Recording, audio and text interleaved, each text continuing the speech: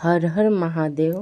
आइए आप सभी के बीच एक छोटा सा एक गुरु बहन का अनुभूति है, कहानी के माध्यम से इसको रखते हैं। गुरु बहन की कहानी है जो हम लोग अपने शिव चर्चा क्लास में चलाते हैं। इसको अनुभूति भी बोल सकते हैं आप, कहानी भी है। देखिए, एक बार की घटना है। देखिए, कोई कोई घर में किसी किसी के साथ उसको परेशानी होती है। जैसे किसी को पति से परेशानी होता है, किसी को सास बहू में देखिएगा नहीं पटरी खाता है, किसी को जेठानी देवरानी से होता है।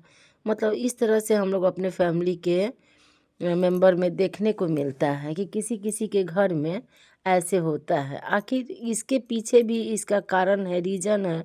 क्योंकि देखिए, पहले हम लोग को ज्ञान नहीं था तो हम लोग क्या करते थे, दूसरे को कोई किसी के साथ झमेला होगा तो हम लोग देखेंगे, उसमें टिप्पणी करेंगे कि देखिए ना, ऐसे नहीं करना चाहिए, ऐसे हो गया, ऐसे उनको नहीं बोलना चाहिए। मतलब हम लोग दूसरे को देखने में ही उसमें टिप्पणी करने में भी लगे रहते थे। लेकिन आज देखिए, हम सभी के बीच महादेव गुरु शिव स्वरूप जो उतरे हुए हैं, गुरु स्वरूप में शिव गुरु आज हम सभी के अंदर एक एक ज्ञान दे रहे हैं। वो गुरु कि आप लोग दूसरे को मत देखिए। तभी तो बहुत सुंदर जिज्ञासा चलता है कि पर चिंतन और पर दर्शन नहीं करना है, स्व चिंतन और स्व दर्शन करना है। यदि हम लोग दूसरे के घर में ताक झाक करेंगे तो उसका जो कमी कमजोरी होगा, उसका जो पाप कर्म होगा, वो हम लोग भी बंटवारा कर लेंगे, उसका भागीदार हम लोग भी बन जाएंगे। तो पहले ये सब ज्ञान हम सभी के बीच नहीं था। चलिए कहानी सुनते हैं। एक गुरु बहन थी, वो अपने पति से परेशान थी। देखिए, उनके पास सब सुविधा था, लेकिन उनका पति उसको रोज़ आता था, गुरु बहन को कोई ना कोई बहाना से रोज़ मारता था। इस कारण वो अपने पति से दुखी थी। तो देखिए कहा जाता है कि ससुराल में पति के सहारे पत्नी रहती है। अगर कोई दूसरा मार रहा है, पीट रहा है या कुछ बोल रहा है तो उसको क्या कहा जाता है, आदमी कोई मतलब उसका कहता है, पटीदार से होता है तो आदमी अलगा हो जाता है, सास ससुर से होता है तो उसका भी कुछ लोग नहीं कहता है कि डिस्कशन किए कीजिए, वैसे कीजिए, यहाँ रहिए वहाँ रहिए, बाहर लोग चला जाता है सास ससुर को छोड़ के। लेकिन जब पति के साथ ही उसको पटरी ना बैठता हो तो वो आदमी कहाँ जाएगा। तो इस कारण से वो गुरु बहन बहुत दुखी थी कि उसका पति से पटरी नहीं खाता था। वो बेचारी बहुत अच्छी थी, कोई झगड़ा तकरार नहीं करती थी, लेकिन कोई ना कोई बहाना से वो रोज़ मार खाती थी। एक दिन की घटना है, वो गई तो अपने गुरु के पास गई। शारीरिक गुरु किसी को बनाई थी, जो गुरु बहुत अच्छे थे, पहुँचे हुए गुरु थे, सिद्ध गुरु थे। उनके पास गई और जा कर के बोली कि देखिए ना गुरु जी, मुझे दीक्षा दीजिए और अपना मुझे शिष्य बनाइए।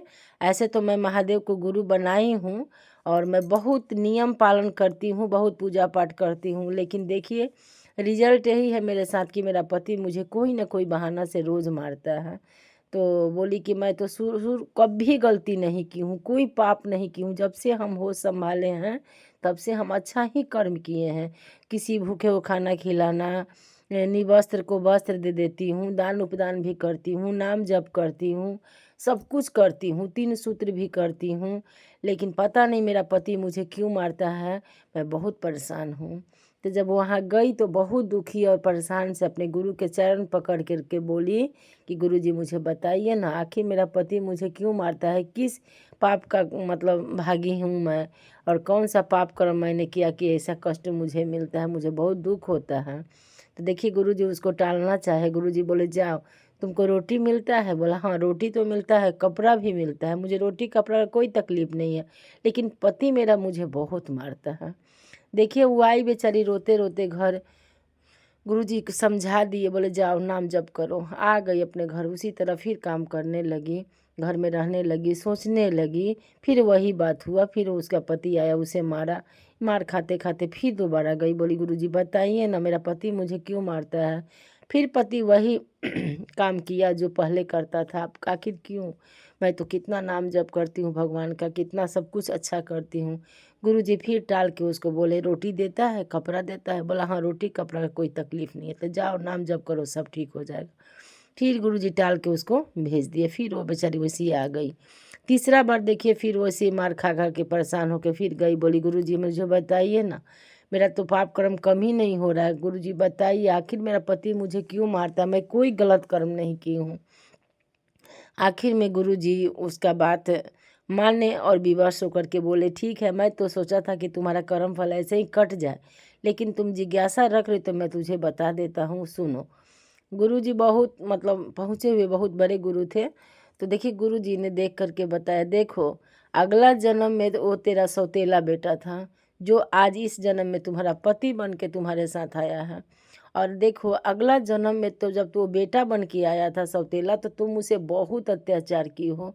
इस जन्म में तुम अच्छा कर्म की हो, इसी वजह से तुमको रोटी और कपड़ा का तकलीफ नहीं है, लेकिन मार का बदला मार तो सधाएगा। सौतेला बेटा पर तुम बहुत अत्याचार की हो। 4-4 दिन तुम खाना नहीं देती थी, घर बंद कर देती थी, कभी न्यू कपड़ा उसको नहीं दी, अपने बेटा का पुराना कपड़ा पहनाती थी। तुम यही सोचती थी ना कि वो मर जाता तो अच्छा होता।